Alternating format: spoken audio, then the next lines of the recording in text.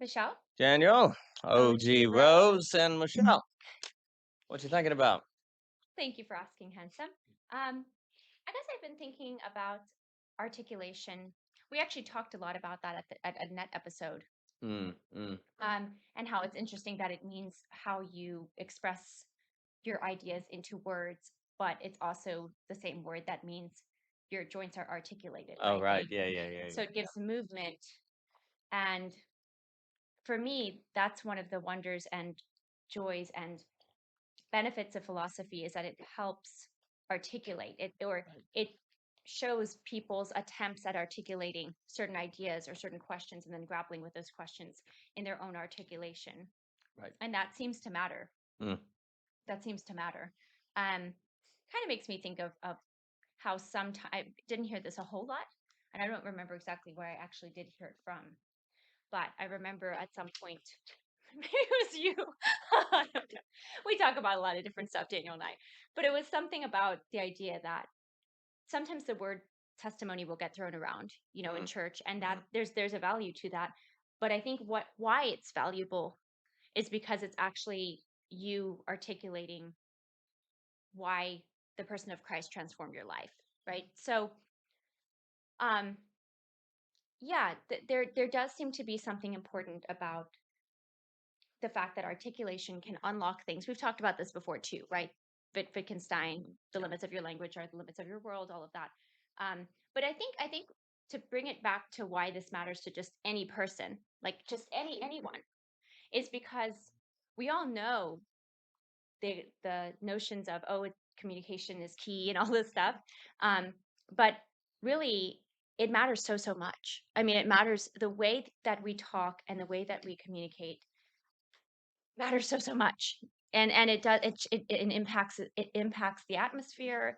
It can impact your own self-actualization. It can impact so many things. Impact your relationships. And I think that's really so such an important thing to really slow down and consider. I think too, articulation probably does. And we've talked a little bit about this too, where writing can help with articulation. And I do think there can sometimes be some skepticism with articulation because it can seem erudite and it can seem ivory tower-esque, and it can seem academic, and it seems unrelatable to the average man, right, or average woman. But again, the average man and average woman they're still having day in day out words that mediate their relation to self and their relation to others and their relation to their coworkers and their relation to their boss. And so words seem to have this really, no matter where you are, it does seem to have a real value to think about articulation, and to not just think about it, to realize how much power it has, and then to hone that in certain ways. mm. And yeah, I guess some really random side related note is that I've been thinking too about how much the sometimes like things can be identified or explained as we use that word versus addressed, and then you're thinking, but how do you exactly address that? And I think a lot of times the internet does present that. A lot of times, like, it'll identify certain things, right? But then you're thinking, well, what modality do I need to do to to properly address it? And there can be a whole lot of uh, there can be fear in that, but really this goes back to, I think, the art of articulation, Mm. and actually your movement through that process of whatever it is, healing, or shift or change or whatever you're trying to do, that you can actually find that within yourself in your own articulation, um, which again allows for, like, the joints, right? That allows for movement. It allows for dynamic, a dynamic element to life. So yeah, I guess I just wanted to say all that. It makes me think, of course, of James, right? In the scriptures about, like, the tongue is a small rudder, right? But it steers the ship. So that's just, I don't know, it can't be overstated, I think, on how the value of words and how their power, and also the fact that to draw attention to it is not an academic pursuit. It can be, and there can be value in that, but there's also the reality that people have conversation all the time, even if they're not a talker, right? They're talking to themselves, they're thinking to themselves, Mm-hmm. and then it impacts their relationship with their wife, with their daughter, with their friend, with whoever, the way that they communicate with each other. So Yeah, Mm. I'll throw that back your way, Daniel. Yeah, it's interesting. So there's always there's always a few approaches to a topic, and one that we do, like in the paper on love, or others, is kind of the idea of trying to isolate a meaning of a term from other terms. Mhm. Because if you can't do that, then there'd be a question of if you refer, like, that might help you get at the phenomenon a little bit, right? Yeah. So, like, for example, in the paper on love and second thoughts, does love mean like? Does Mhm. love mean kindness? And you're Yeah. kind of trying to isolate the meaning of the term. We do the same thing with beauty, so on and so forth. Mhm. So, likewise, I guess the first question becomes: is there differences between speaking, conversing, articulation? Right? So or are they all similes? And maybe they Yeah. all are similes, but is when we talk about Yeah. articulation here, are we trying to point to something distinct, Right. right? Like a different kind of speech, Yes. right? So that would be kind of the first question. Is there some kind of use of language that is being suggested here that is distinct from speaking, conversing, and articulation, right? The second question becomes, is when we talk about articulation, is there a suggestion that there are better forms of articulation than not, right? Mhm. Which may be suggested if you start pulling the terms apart and trying to kind of get to it. And then the next question is, why does it matter? Like, Mhm. are there real stakes, right? Mhm. Or not? Um, the next question would become, is speaking almost like the internet, in the sense of, we can go, well, the internet's made of demons, quote unquote, last Yeah. week, therefore don't do it at all. Is there some sort of suggestion that speaking, Mhm. because what we said with the internet is, like, you're already using it, like you Yeah. were bringing that up, Yeah. right? So is there something about speaking where, because of course the counter to all this is basically to say that, well, not everyone is verbal, right? Not everyone is a speaking person, and therefore it would not be right to suggest there is About something some value. special about Yeah. speaking, or the charge would be there's something not right about it, right? So the question becomes, okay, but is it possible not to speak? Because if the question is speaking or not, it's not really speaking or not speaking, then we're not saying that speaking is better than not speaking, because there's no such thing as a person who doesn't speak, Yeah. right? Now, are we saying more speaking is better than less speaking? Is it a quantitative claim that's going on? And I would say absolutely not. Right. So it would seem perhaps articulation as a distinct term is something about the ability to put something into words when it matters. Maybe you don't Mhm. speak for 5 weeks, but Mhm. then there's a 5-minute moment where it's really important to speak the right thing at the right moment, almost like the key that'll unlock the energy, as we've talked about this season, or something like that, that if you fail to do, the consequences can be dire. So you could be good at articulation and theoretically spend 95% of your time not speaking, but in the 5% of the time when you speak, you do very well. Yeah. Also, it could be the case that if maybe speaking is simply talking generally, so it's possible to speak and not converse because you can talk to yourself alone in a room. I've done it often. Whereas conversing is speaking like we're doing, right? Like Yeah. we're speaking Having a to one another. conversation. So speaking and conversing perhaps overlap.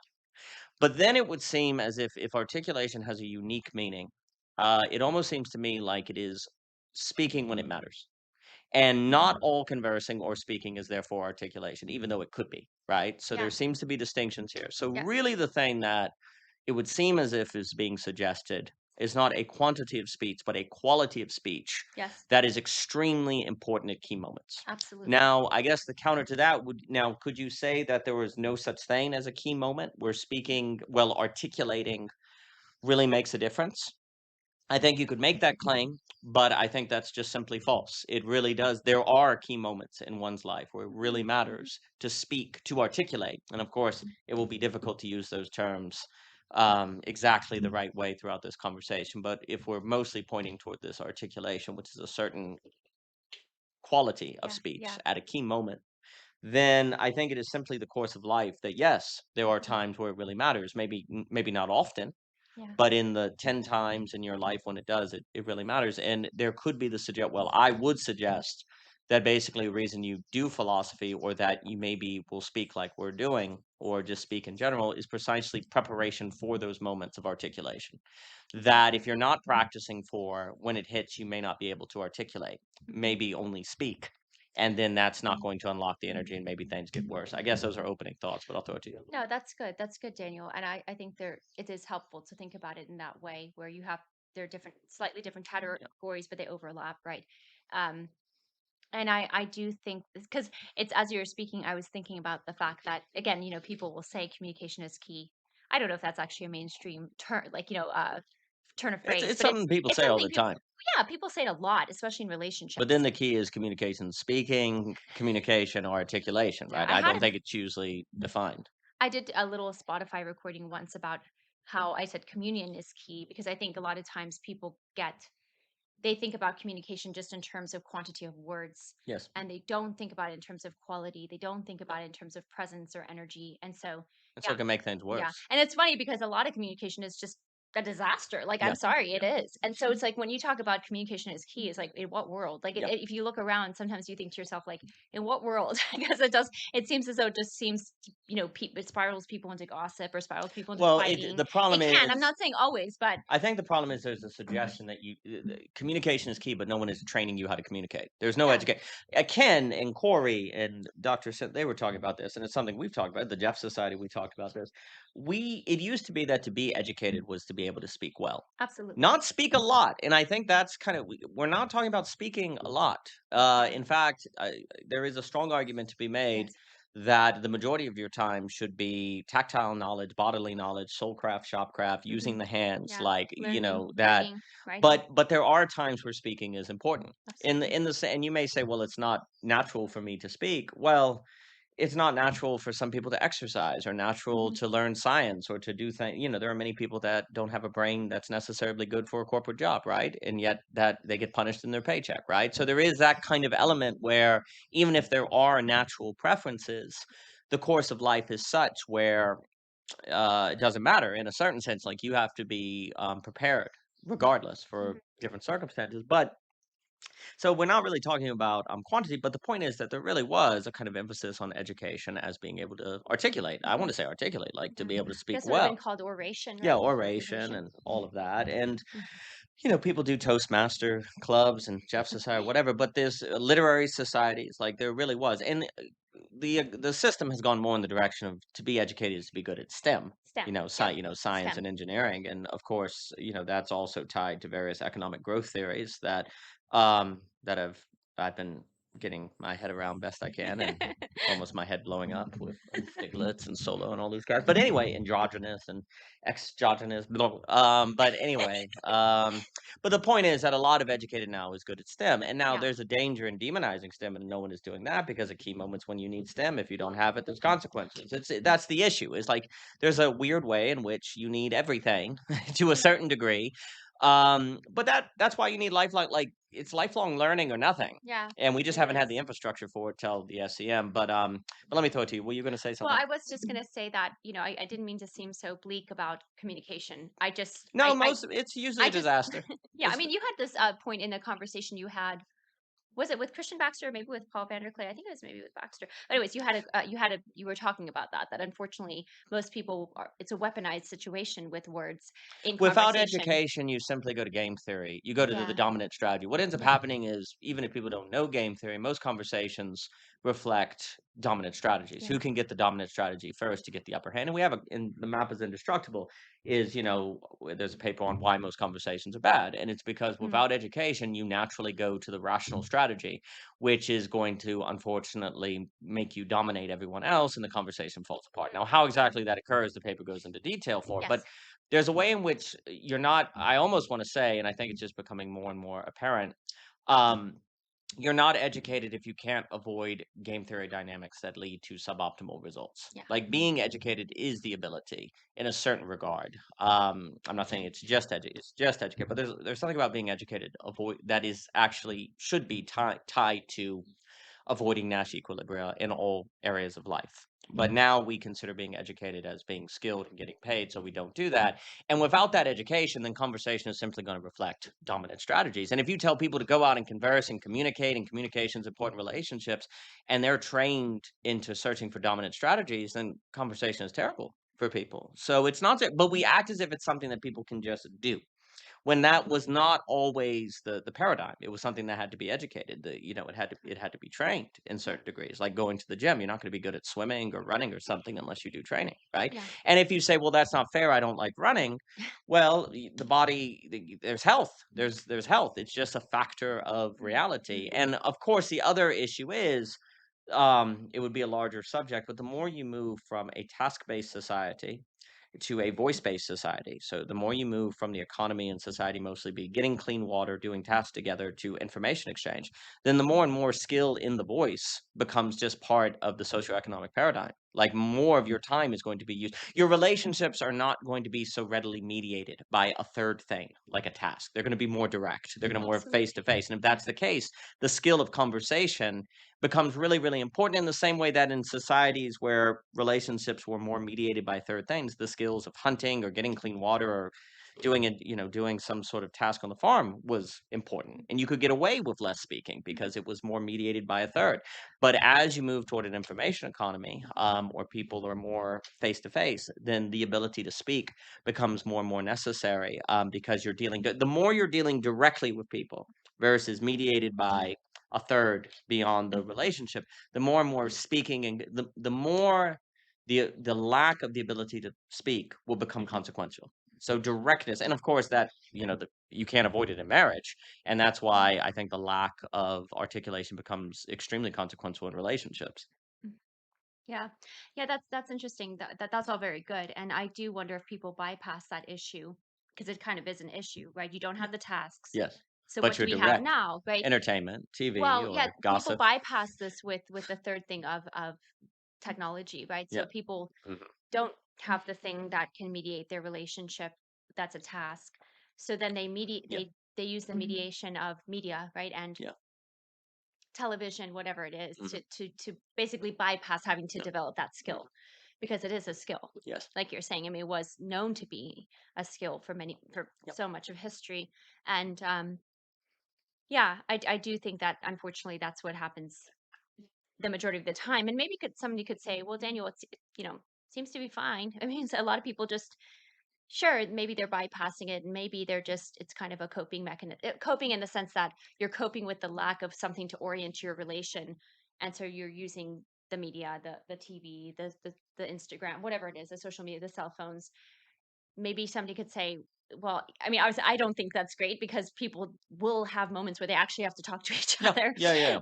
And Mhm. you were saying how yeah, it seems like with articulation, it does seem to have these key moments, but I would almost say that every day presents an opportunity, at least for communication itself, to Sure. be refined. I think Sure. articulation is something interesting. It almost might be more like an art. And I have experienced that to feel like a key. Like, Uh-huh. when we say communication a key, I would say articulation is literally a key. Yeah. Like it does unlock stuff. It's unlock things for my own insight and understanding and way of like being able to live in a different way. So articulation is that's what makes it distinct to me in that regard. But again, in a sense, you'd still need communication for articulation. So they kind of stack on each other, if that makes any Yeah. sense. Absolutely. But what I want to say is that, yeah, somebody could just throw it to you that, well, what's the big deal? I mean, obviously, I think it's a big deal. But they could say, well, as long as we're essentially distracted from each other, we don't have, we're fine. Like, which kind of sounds sad, but people honestly kind of live that way. They live as if it's fine to do that. I mean, if you want to take that bet that you can stay perpetually medicated and avoid Lacanian's the real breaking through, Hmm. and you think that's a good life investment strategy, then go for it. See how your portfolio does. Yeah, But I would not want to take that bet yeah, because yeah, life is full of surprises. Take where COVID made everyone be at home, right? And how yeah. that unveiled many marital difficulties because they weren't ready for that. And then, of Yes. course, the big black swan is getting retired. Yep. And then people Oh, are at home yep. or the kids Or the leave kids for sleep them. college. Yeah, Yeah. empty nest. Yeah. So, could you theoretically, in theory, keep yourself ever mediated, medicated in certain ways? In theory. But the other thing to keep in mind is that it doesn't take 5 minutes for people to go from to like deeply hating one another. Yeah, and I think what I was going to say too is that, sure. I mean, obviously, I think it's a bad bet too, and it's also, like I said, I already mentioned it being sad. Sad in the sense that life can be so much fuller. Yep. Like I think there's a richness to I mean, to there's a there's a question. richness to relation that you find in communication and articulation with one another. There's a richness there that is so. profound and is distinct to us as a species Mm, that we lose out on, and we don't experience, and we don't come to the fullness of our own beings, kind of in the friendship sense of Jockin, right, the virtuous friendship, if we don't allow for ourselves to not let anything be a distraction from the communication, the potential for articulation, and of course that will be at the base level speaking. yes. But yeah, you're not able to experience that. And unfortunately, I don't know that people,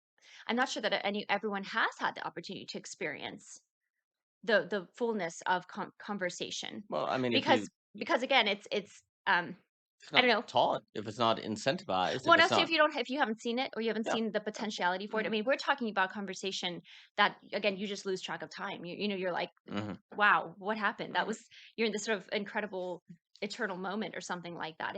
There's a richness there, and it's a real qualitative experience. And I guess if you have never tasted it, or you've never seen it, or never experienced it, you don't know that you're missing out on that. But what I'm saying is there is a missing out on that. It's a Kierkegaardian Yeah, point, right? The man who does not know he's in despair, right? yes. So. Is it, I mean, there's a few things. So one, do you need articulation? Now, Mhm, there's also something here where it would seem as if we go back to speaking, conversing, articulation, that or speaking, communication, articulation. if you are capable of articulation, that almost retrospectively changes the quality of all conversation. And so there's a retrospective thing here Mhm, where you converse, but then if you fail in moments of articulation, then conversation doesn't gain a new quality. It actually almost, unfortunately, is probably more like just speaking. mhm. Like, unfortunately, a lot of conversations are almost not really speaking, conversing. There's Yeah, or not, communication, it's just speaking, it's really. just Yeah. speaking, in the presence of another person, Mhm, right? So if conversation, it almost seems like conversation is in the middle, and if conversation is to get this more voicecraft sort of kairos yeah, time, yeah, it seems as if it requires articulation yes. that then opens up a new quality of the conversation. So it Mhm, seems as if there's a kind of Schrodinger's cat almost element mm, to the conversation that is determined by the capacity for articulation at key moments. mm, Now, I would also a few things. I would associate what we're saying about articulation with Jan Zwicky's insight, mhm, that it's this kind of grasping of the whole, this mhm, gestalt that we've talked about. Um, I think also too, there's a question on, do you need articulation? Are we saying you need articulation to survive? No, you don't. You can survive without it. Could you even live fine? Sure. There is a claim that you have a higher likelihood, not necessarily, because the higher likelihood of thriving with articulation versus not. That is the claim. That it would be good to add to your life portfolio in yeah, order to increase the probability of strong returns. There's also reason to think this because the kind of speech that you're describing, I think, is indeed exactly what Dietrich McCloskey is talking about with rhetoric causing the great enrichment. I think it is characterized, it is the quality of speech that defines democracy for Tocqueville. And I also will make the claim that although Stiglitz, in the book Creating a Learning Society, that is really trying to argue that learning is what creates growth in the economy, like, and especially learning to learn. Now they really tie this to STEM and thus creating industrial societies because these tend to teach people to learn. And it gets into that argument. I actually think that the real learning society that allows there to be growth that is not concentrated in private hands, it's more public, it's more non-zero sum, is Nordic mhm, Bildung learning mhm, society. Now that argument has to be made, but the Nordic that Lena Anderson and other people talk about, that is absolutely a much more oral education. It's also STEM, of course, but it's really tied to inner development, articulation, mhm, conversation, these different things. So that becomes really, really important. So there is a kind of question on thriving, right? mhm, Like, can there be thriving? There would be reason to think that no, and also not for the socioeconomic system as a whole. yeah, Like, if we mhm, think Tyler Cohn is correct about the great stagnation, mhm, which I think he is, then I think the lack of articulation, the lack of dialogos, or what we call voice craft, these things are all connected.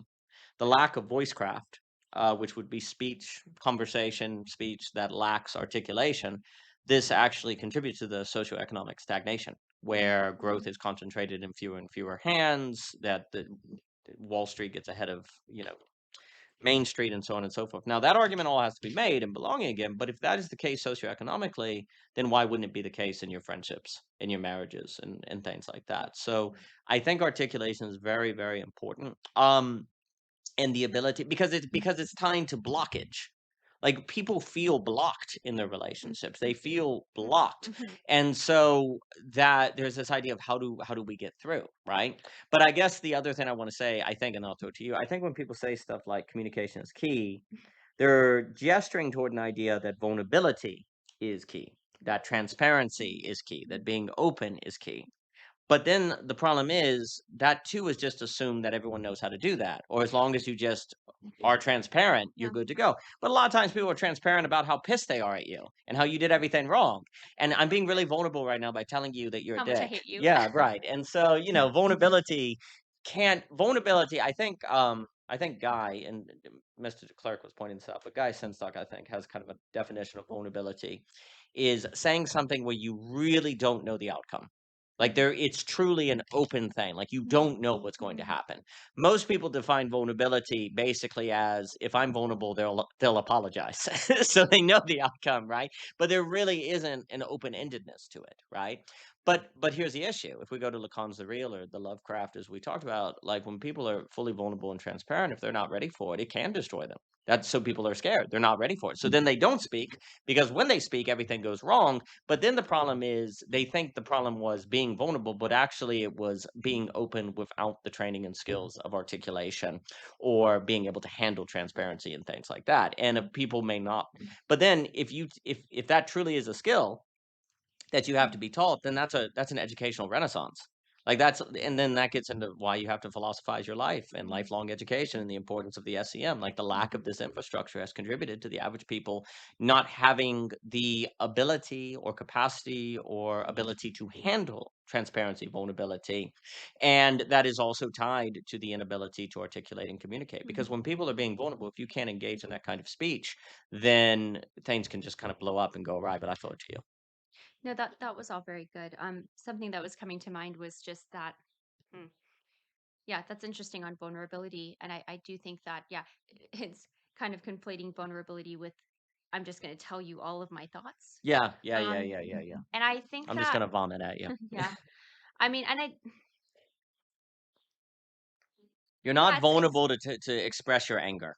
Like, for a lot of people, they conflate being vulnerable with expressing anger. Now, there is a side of this where, like Aspasia talks about, where never saying I'm angry is a problem. But then, like you have to be able to objectively do it. Like Aspasia say, most people use that as a card to dominate the other yeah. person.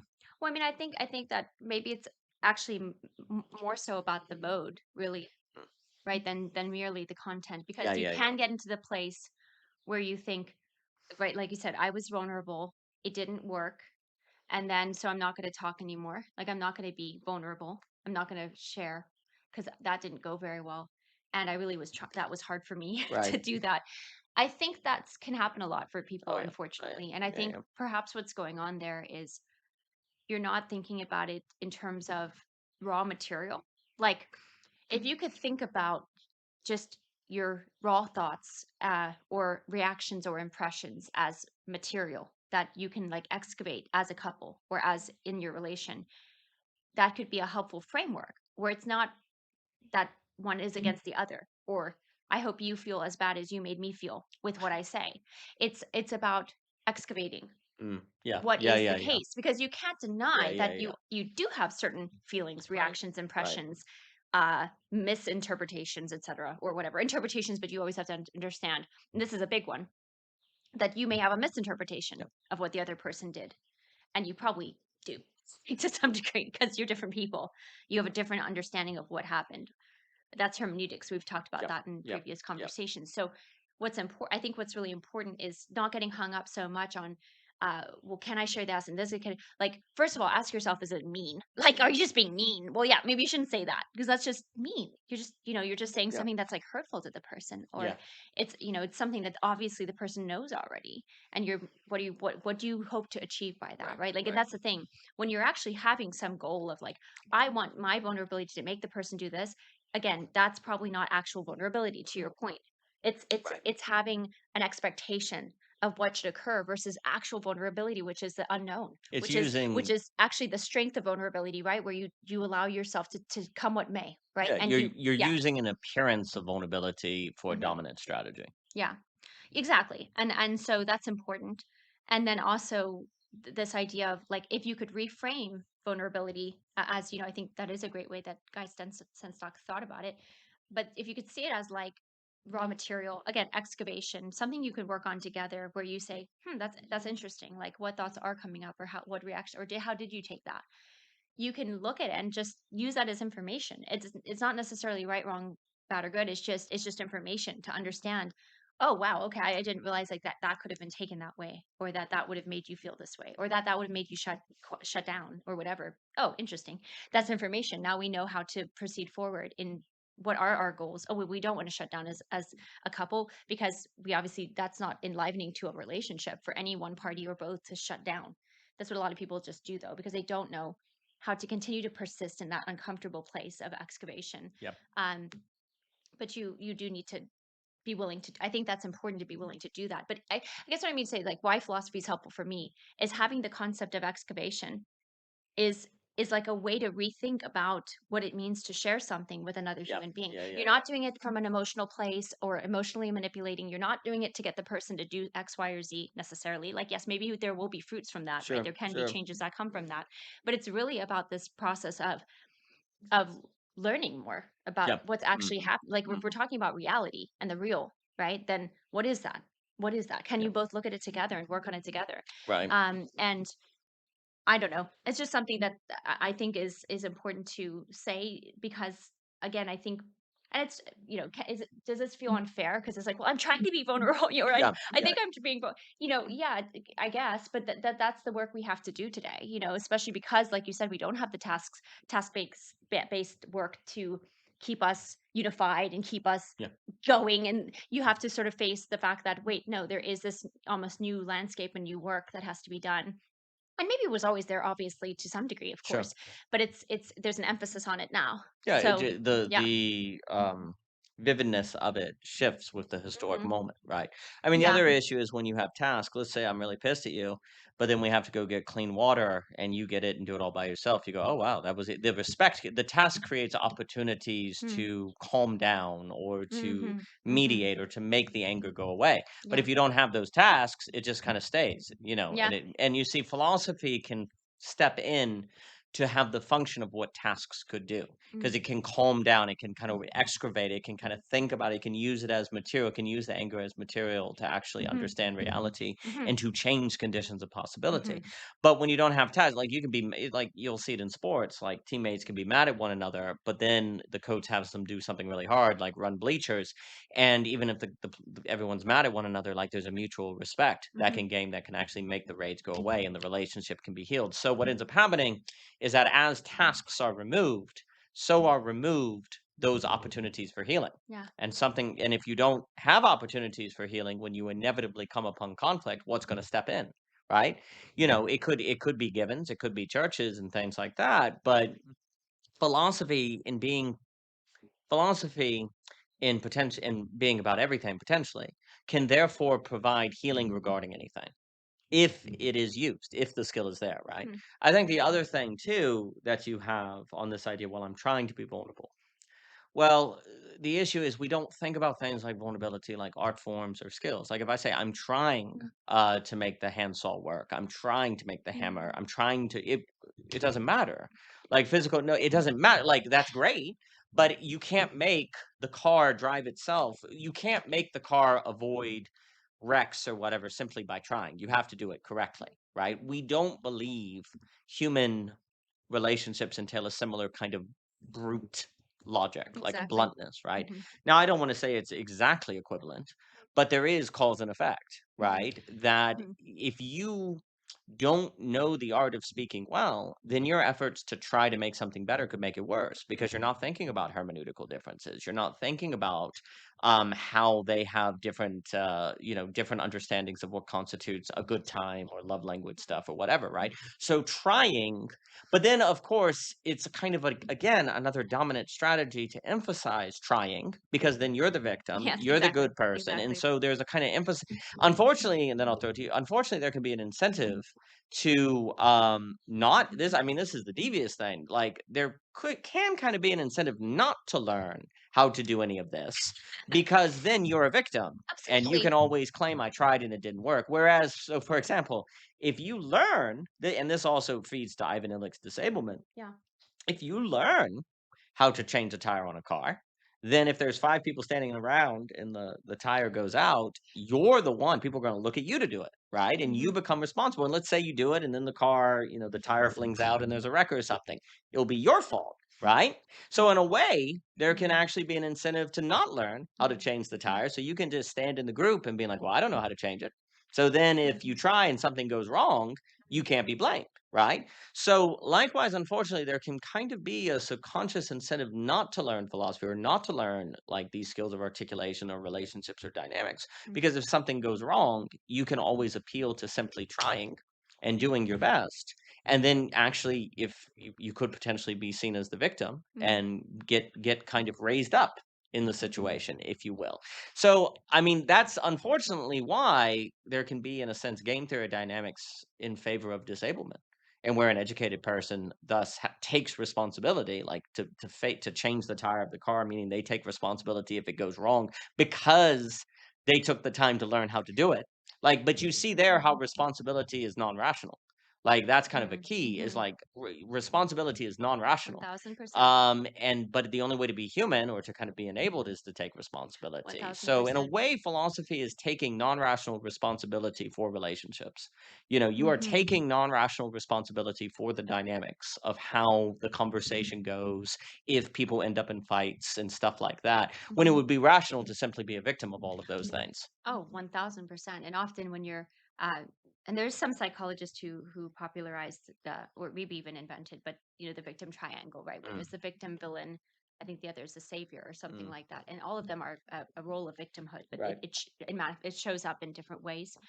Because I think often usually and they usually overlap too. Like because a lot of times your victim place will make you act like a villain too. Yeah, yeah, yeah, yeah. Really will. Um but you'll feel like the one who's downtrodden and nobody understands me, etc. Yep. And that's why I think there is something about this idea of like that non-rational. That's why this non-rational responsibility is so key to becoming fully human. Ah, yes. And you probably know it is the key, a huge aspect, maybe if not the aspect of becoming fully human because of how scary it is, right? Yeah. How much Hmm. courage it Hmm. requires. Hmm. And another thing too is that I love how the word responsibility has to do with actually this art of Yeah. communication, right? Conversing because it's a response, right? How do you Yes. respond? Responsibility, right? So, um, yeah, there's something about this non-rational, and that's important because I think a lot of times we think of responsibility as a rational thing, Yeah.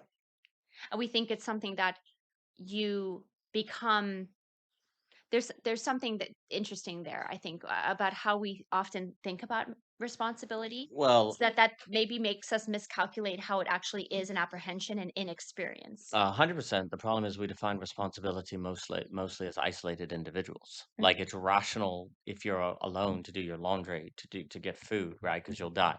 We define rationality. We define rational responsibility is tied basically to facticity, like food, water, eating. Like it's a response. You'll die The without social these ethic. things. Well, the issue is as responsibility moves into social situations, it becomes more non-rational.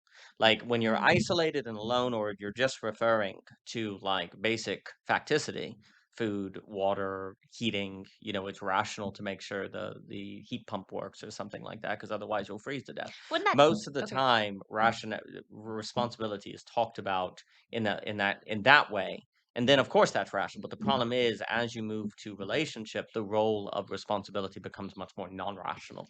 True. It is fair to refer to things as rational of which are necessary for the consideration of Hmm. rationality. Hmm. Now, of course, you can ask why be rational, Mm, mm, and that's mm. the Dostoevsky move. But that's Yeah, that's then, but that actually for me opens up non-rationality. yeah. Thank you for clarifying on that.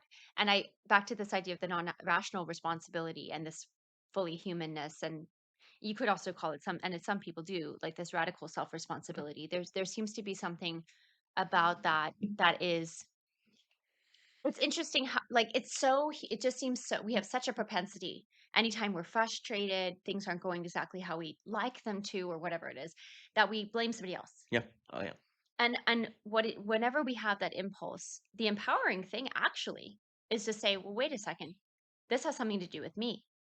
This may have everything to do with me. Yeah. There's probably something that I am doing." And see, I think it's hard to hear that and not feel sort more defeated, right? Like, oh, like I already felt crappy about it. Now I feel worse. But actually it really can be kind of like what we talk about with the flip moment. Yes. It's in the conflict of mind, right? The flip moment essay. But actually it can be a flip moment Yes. of your own capacity and power. Say, oh my gosh, well, wait a second. If it's something that it's because of me. You That can also means change that it. I could change and that could change the entire dynamic. Yeah. And I guess I just this is such a under like I don't know that I've ever really under how do I put it's not really a concept that I think I don't know if it's just that it takes a while to dissolve the victimhood that often we are Yeah. constantly swimming in and like living in and breathing and all that because a lot of times we see that from examples too Yeah. in our lives and whatever. And again, in some ways, maybe it's more rational to be the victim, of course, Yes. right? Yes. Yes. So, Yes. and that doesn't change the fact that there are indeed real examples of Sure. there are real examples of victimhood, and those are Yes. valid. But when we have a mindset or a kind of disposition of a victimhood, we the problem is that it doesn't like what do you do with that? Like, Mm. what you're almost surrendering Mhm. your it's like you've yeah, there's something interesting there too for me with the word surrender. It comes from something that was in Yolanda's book that I'm reading on the art of choosing. But the point of the matter is that there's something about surrender that gets almost uh, subverted Mm. because we only think of surrender Mm. as this um like you lost. Yeah. But really, if we can think about the redemptive element of surrender being actually your when you win, when you like when you Mm. have the power, when you are responsible, when you recognize that Mm. everything you're frustrated about has probably something to do with you. Mm. That's actually your power. And that's when surrender is your freedom in a sense. Yeah. Oh, yeah. But anyways, there's just something there that is interesting to realize how much and how I want to relate this back to language is that I wonder if there is something about allowing our words to become endued with or what's the word? There's some word there. Yeah. Uh, that they can be steeped in that reality of agency, so that they don't become a perpetuation of victimhood. Yeah. Mhm. Mhm. And I think that's the art of also slowing down and maybe actually using less words, but being able to be clear and straightforward and I almost want to say concise because there Yeah. is actually something important about that in many respects, but being able to be clear and again, that's the mainstream. Yeah. You're being articulate, right? It's like you're being kind of concise and clear and direct Right. with what you're saying. But yeah, that seems to be something important for how to use words well. Mhm. Um, and then Yeah. therefore seeing the ripple effects of how that positively impacts your relationships and your relationship to yourself. So Yeah. I'll throw it back to you. That was a lot Well, there. there's a few. So there's first, what's the difference between so that you can have conversation that's going on because it's orbiting, as we Mm, talk about philosophy does, and then mhm, conversation that goes on because people are avoiding, right? mm. So one of the things is people can hear being concise and articulate and get to the and say, oh, well, then conversation will end very quickly. You're But like, actually, why are you guys still talking? yeah, that's exact. But the True, secret true. is that actually, as one learns to articulate, then words become gestalts. Mhm, Like you unpack words, like mhm. by being very clear and getting straight to the thing. Then it turns out the thing is infinite. Like the grain of Mm, sand has yes, infinity in it, yes. right? But you can get a simulacra of that by avoiding the hard thing. And Mm, so you'll have a lot of people. You'll hear a lot of talk that are people just trying to fill the air with words to avoid existential mhm. anxiety or to avoid nervousness or Yeah, things like that. So what's yeah, the difference between that in philosophical speech is that there's the infinity of speech that comes from avoidance, the yeah. simulacra, the bad infinity of Hegel, the spurious Mhm, infinity. mhm. But then there's the true infinity of the circle, that is the infinity of what philosophy allows you to do is actually have a kind of infinite speech in brevity, in conciseness, in clarity. Like we basically are led to believe, and this is a problem because I do think this gets habituated from our STEM thinking. We're so used to long speech equaling avoidance and Mhm. unnecessary speech Mhm. that we thus associate a lot of speaking with not getting into the point or Mm. avoiding Mhm. something, Mhm. when because what happens is you get used to training in STEM that speech can be quick and mathematical and get to Yeah, the you may point. you may not even need Yeah, it, you may not even really. need words, and Yeah. but that's a lack of, I want to say, Bildung education, where actually you find that every word, even like, well, what do you mean by love, and unpacking that and Yes. digging deep, the And vertical that of language, sorry, right? really quick. I just wanted to say, like, and why that's so important, because I was even thinking today about the fact that thinking about family relations, how one person defines feeling close or being close may be different than how another Yeah. person Mhm. it feels that is. And that's that's that's hard to navigate, because you're thinking like, can you just be justified to say, yeah, we're close? Mhm. What does the person feel that way, or what do they define it as, Yeah, that's and right. actually, if you have these different do live in a very pluralistic age, right, like we've talked Mhm. about, um, with global pluralism and the internet, et cetera, you've got these different understandings and interpretations of those words. So then there can just be a lot of confusion, and then that can go to the moralization of Yes. certain things, which then Yes. is even more confusing. But I'll throw it back to you. Yeah, I just but want to then say that there really can be quick. speech to avoid all of that, which is Hmm. avoidance speech, and you're never stop talking because you're trying to avoid that, Hmm. versus the speech that never stops because you're defining the terms, you're opening up, and then you get taken by the beauty of the process or the Hmm. excitement of the philosophical inquiry, Hmm. and then the infinity is a kind of true infinity. It's an Yes. orbiting in the dialogo sense, right? Hmm. But unfortunately, because of the culture and the habituation, we basically just blur all long speech with with bad speech. Because then, to people's credit, I mean, if most of the time when when you encounter people speaking a lot, it's avoidance or nervous or simply filling the air with speech, then you do get a subconscious association with lots of speech with bad speech, right? Like you're not speaking well. But that also can be a result of a lack of, you could say, Bildung education, SEM philosophy, that actually is encountering speech that has this orbiting Yeah. quality, this deepening, and then I would argue that deepening is the use of language in service of intimacy. Yeah. Like that is when speech is actually intimate because you're going Hmm. in deeper together. Like the problem is when people, it's very interesting that people use the language, and there are other things, but it's very interesting that people use the language of getting closer, like we're closer, right? The reason why that's an interesting language is because it's spatial. Mm. Like it's basically saying space is most real. Mm. Like, our relationship can be measured in units of space.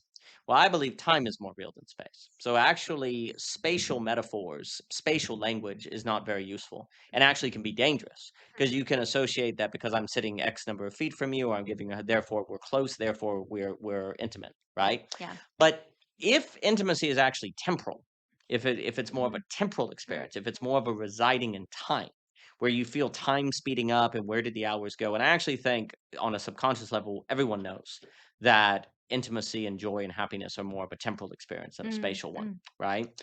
And the question then becomes, and I think we did speak about this last week, is that the way you use language impacts how you reside in time, how Yeah. you experience time. And so the problem is, if you have relationships that lack orbiting, deep philosophical speech, et cetera, then you will not reside in time differently. And if you don't reside in time differently, of a more Sabbath quality, of a deeper quality, then you won't have intimacy. But it's just very interesting how we've subconsciously do tend to refer to intimacy in terms of closeness Mm. versus, Mm. and that is kind of the language. It's a Mm. very spatial metaphor, Mm. as opposed to dwelling. We're dwelling together, or more temporal language. And I think that there is a long tradition of theology and philosophy basically pointing toward intimacy being an experience of time Mm. together, a certain temporality Mm. together. And I think, look, people have that experience when they first fall in love, or they're first going out and they're just, the time flies and oh my gosh, we could talk forever. But the question is keeping that. Yeah. I think there can be a kind of, you could say, God's grace to let you have a taste of that early on, but then you have to return to it in the Eliot sense. You have to maintain it, right? Yeah. But that, I mean, there is, of course, quality time that people say, oh, we had quality time together. But then, unfortunately, that actually is a language that's referring, we spent time together. that means it's clock time. We Mm, spend a it's a quant the problem is that phrase, which is getting more at it though, is usually time in terms of quantity. Like it's a quantity. We spent 2 hours together. Oh, we had some real quality time. Oh, we only had 5 minutes. Dang. Like people's understanding of they use quality actually as a simile for quantity. When quality mm, time mm. is the only quality time is that experience of time speeding up. Is that experience of like, wow, 3 hours went by. Where did it go? Like there's no other experience of time that's quality time. And I think basically you need an entire like education to learn how to do that. Like this is a Mhm, matter of education actually to learn how to tap into that quality of experience and dwelling. There's more to say, but I'll throw it to you. well, two things are coming to mind where we've talked quite a bit in this conversation about task based society versus Mm. voice based society. And do you think that tasks themselves could have been that loss of, like, they got caught Well, up? that's actually what's about to. Yeah, yeah, Yeah, yeah, absolutely. I think people did have those experiences together, right? Where they're on the hunt, or they're fixing Yes, something, and they're you know how it goes. It's like some, I mean, and people can only think of it as like laborious, but there can actually be a joy in and a lost in time where you're like, oh my gosh, I was weeding the garden for X amount of time, I didn't realize where the time went. yes. And you could say that's different, but there is something like if you do that in communion with other people, Hmm. you have there's just something about that I think people did have that experience of physically, Well, possibly, and uh, maybe it's in a different way, but I do think there's a kind of a lost track of timeness. But the funny thing is it was bound to your proximity too, like it because it's not just time and just space, right? I think there it's time space. time space, Yeah. exactly. So it's not as if you throw out space, like No. you can be intimate somehow with. No, it's hard to have the experience of time speeding up if you're not together in the same room. The Exactly. issue is assuming. Assuming that just because you're in the Yeah. same room that you're Yes. intimate. Yeah. Yes. And that's just couldn't be Yes. more. That's space-time versus time Right, right. And space. that's where people say, like, I feel like it's like couples where it was like they've literally been in Yeah. the same, Yeah. whatever. Like maybe they go off to work or this, the Yeah. other, but they're around each other like quite a bit, and yet they feel like they're so distant from Yep. one another. That's right. This happens all the time. Mhm. Um, and so yeah. Anyways, I do think that the task-based society had maybe other avenues into that loss of time feeling with one another. Well, the other side of this conversation, because the counter to all of this is basically saying that's all great, but Yeah, what about people who don't are not verbal? They use their hands and et cetera, so yeah. forth. Now, there's a few things to this. One, I go back to is in the same way that there is no such thing as a person who never speaks unless they're a wolf boy. Or Like they're mute. not They're mute. socialized or they're mute, but even mute people have sign language. We did sign language for a long Mm-hmm, time. So mm-hmm. communication. Right, right. Um, deaf people have braille and they Yeah. talk, of There's course, yeah. blind people. So there's no such thing as a person that doesn't communicate at all unless they're not socialized. And that's the Mhm. other issue is that communication is tied to the social. So the articulation. Could the wolf boy be very communicative with the plants and the animals and all that? Yes, but the argument is they're not part of human society, et cetera, right? So you could say they're in wolf society. Mhm, That's mhm. fine. They communicate in wolf society, But yeah. I do think it is fair to claim that language is very much tied to the possibility of being part of human Yeah, society, yeah. which is on a continuum with animal society, quote Yes, unquote, but it is also distinct. yes. Vectors and all that jazz. But the issue is that language is tied to the social. Mhm, And so a failure in language means there's going to be a failure of the social. And if you look around, it does seem like there's a failure in the social. So it would be reason to believe that there's linguistical problems. mhm.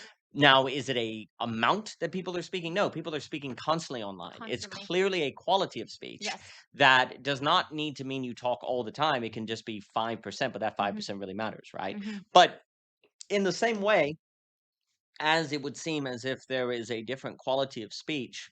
What about if we just say, the tactile knowledge or using the hands, or people who say, well, I'm not a verbal person. So here's the issue.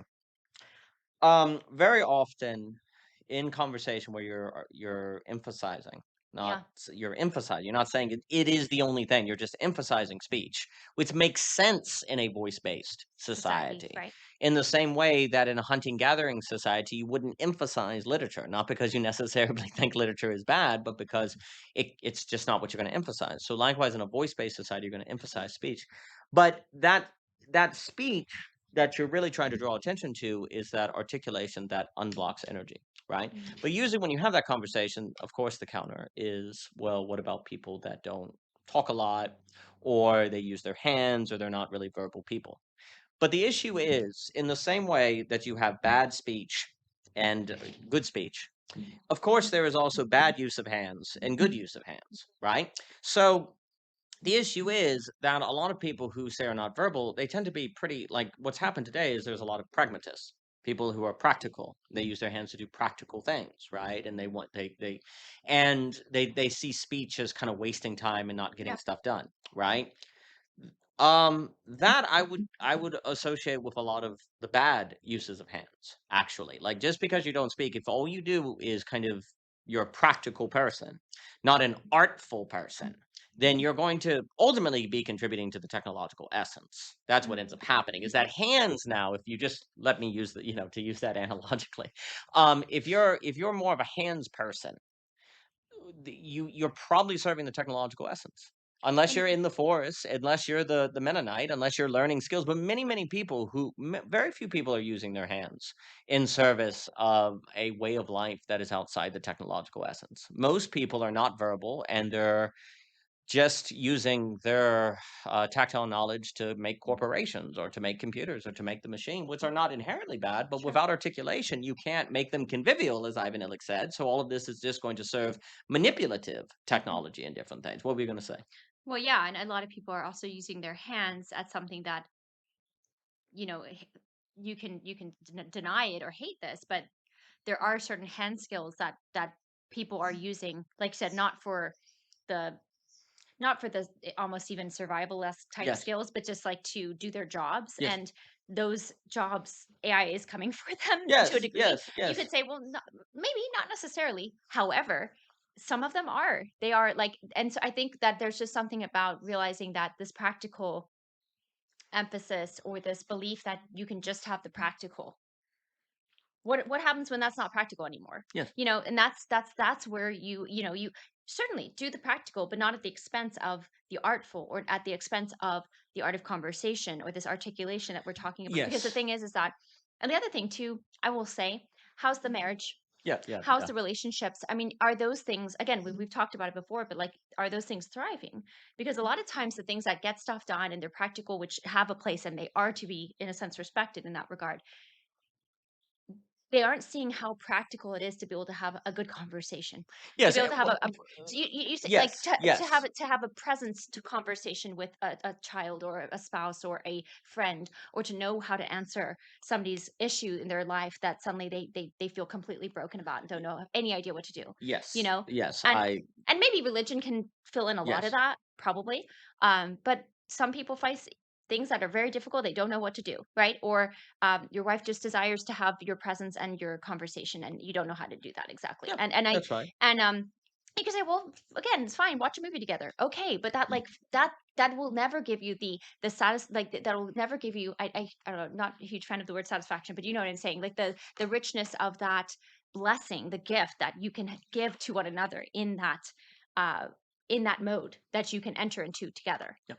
So in a sense, that what I mean to say is like it's just as practical to know to conversation because there are real results. There are real consequences Sure, from but it. you have to expand your definition of practical Practical. from the quantifiable to the Yes. qualitative, Yes. right? And Which I I do agree with you. and I do think like I just can't I don't want to I want to say that I agree with you so much and I want to emphasize this again to do a type of emphasis on this idea that people just associate talking with wanting to hear your own voice, or Mhm. you're just sort of being loquacious, or oh, what are you talking about again, why are you going there, Yeah. like you hear the little comments people make, and but it's because they literally, it's almost like they all they can hear is quantity, so more Yeah. words, Yes, probably the reign of quantity, as probably Guédiguerre superfluous, says. Yeah. right? Versus wait, what is the actual quality of those words? You have to listen in a new way to say, wait, what is being spoken But about? that's training. That's interesting, But or that's that's a not training interesting, or I thing. don't agree with that, Yeah. or I do agree with that. So it's almost like this, yeah, a quality of listening. Because oh, and that's what I was going to say at the very beginning of our conversation. All of this is so all of this also reveals how important listening is. I don't know that we like always know how to listen, No. right? Because it's what you're thinking about, what you're going to say, or you're thinking about your position or your ideology. You're not like really open, and that requires a patience to listen to what is being said, Yeah.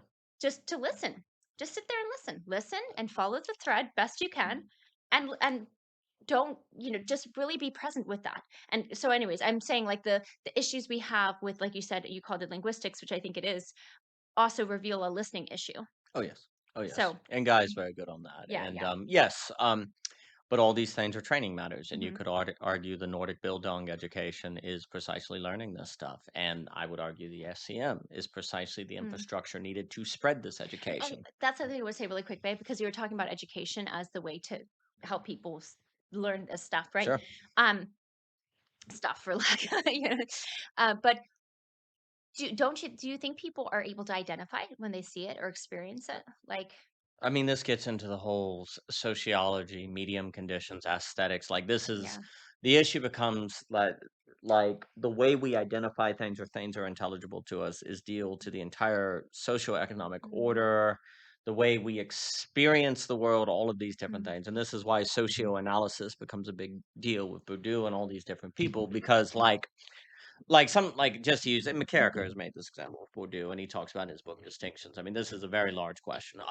In the sense of we literally come to associate someone that eats at Burger King with middle class or lower class, mm, right? mhm, There's no, it's an aesthetic thing.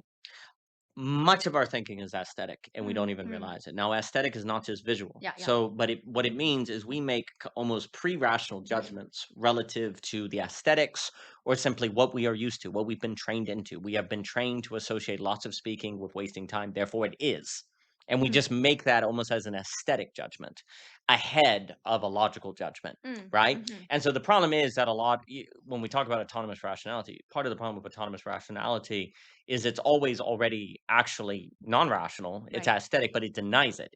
There's no actual such thing as autonomous rationality, but you can act like there is. That's Mhm, why it's auto cannibalism. mm, Like it's eating itself because it doesn't actually exist. So there's an aesthetic denial. So the problem is that um until you have an SEM to model it, to show aesthetics of it, then you have to train people into recognizing it. Yes. And so we all have to have the faithful presence of continuing to do it so that people can have the aesthetic experience of seeing it. mhm, And then there are things you do in word spread, changing the classroom to change the medium condition that people associate being educated, not being good at trivia, etc. Right? People have to see it, they have to experience it, mm, and then they can recognize it better. But there's an mhm, aesthetic element to this. Now that's major for belonging again to mm. in the beginning of it.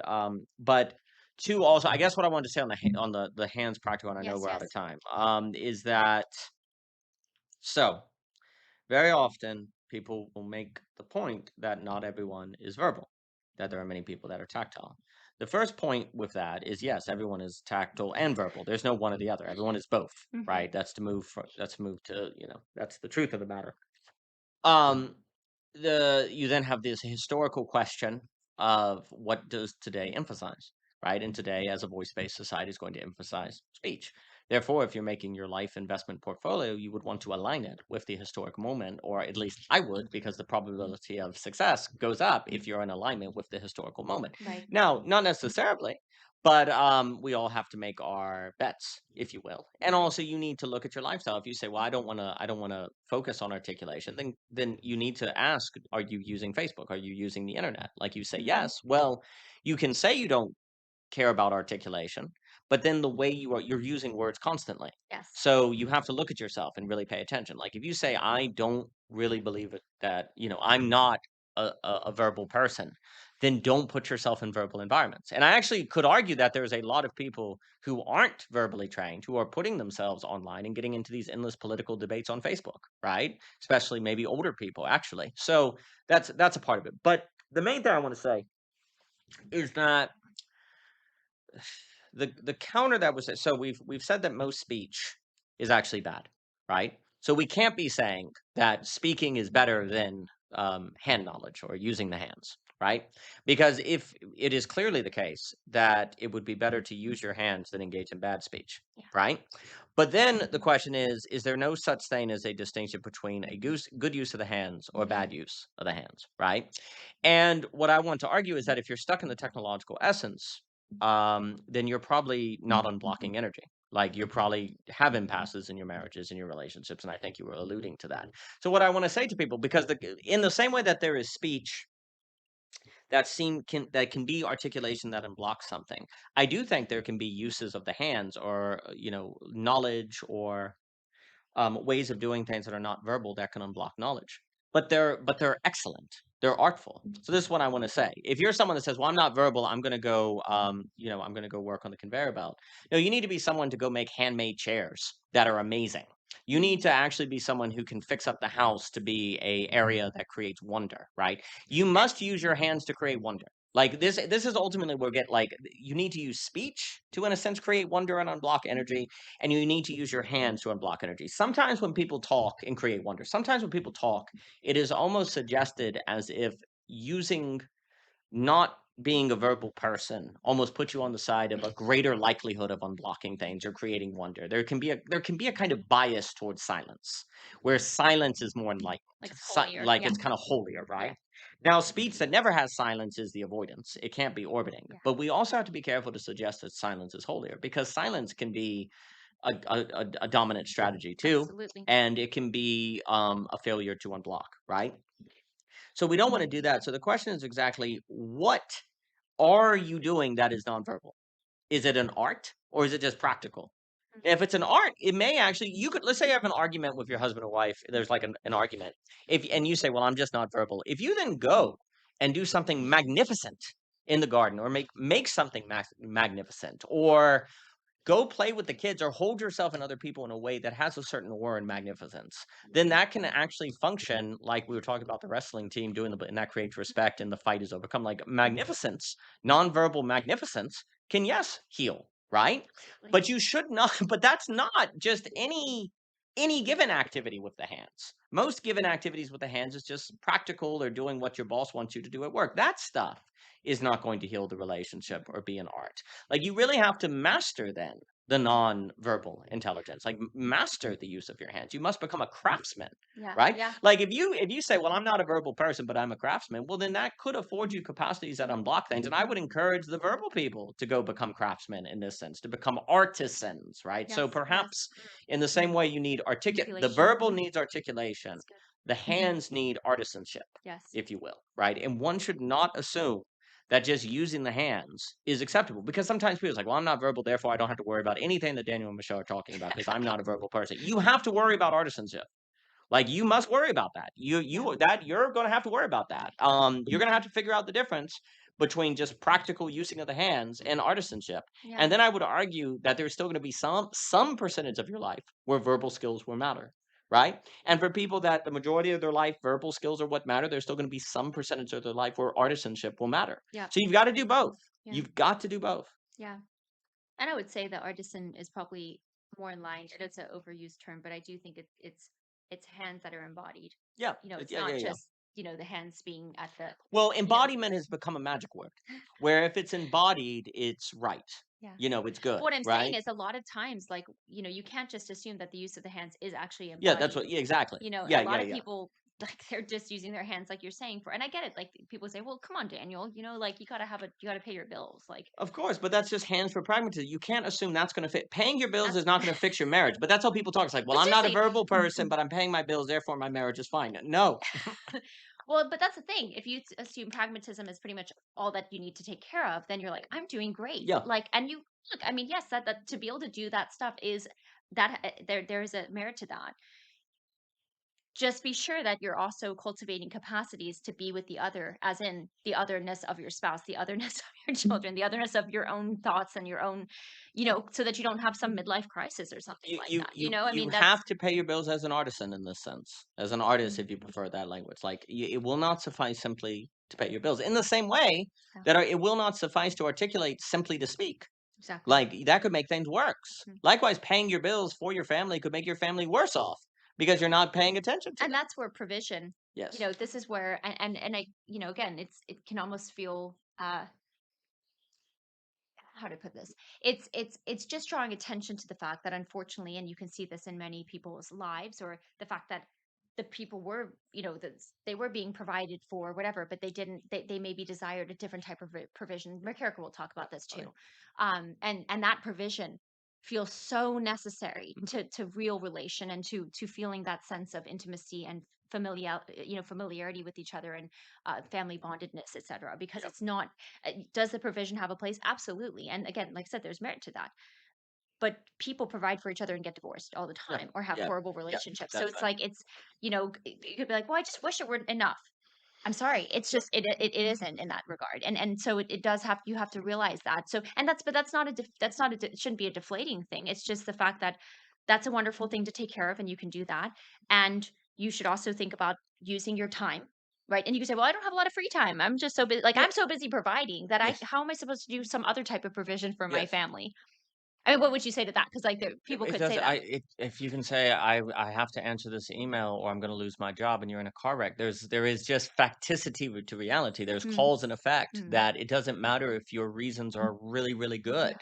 The Yeah. cause and effect is still there. And I would say, And yeah. also though, but I Sorry. would say is Mhm, when people say, "Well, I don't have time," but that's why this emphasis on articulation is not a matter of quantity. No one is saying that you need mhm, like mhm. you. It's key moments Key to have moments. the abilities, right? It's a mode, honestly, It's really, a it's mode. cultivating mode, and And thing is and and yeah, furthermore, since it is a mode and an orientation, you mhm, do have time because it is not a matter of mhm, fitting into your time. You can mhm, do your job in a different mhm. orientation.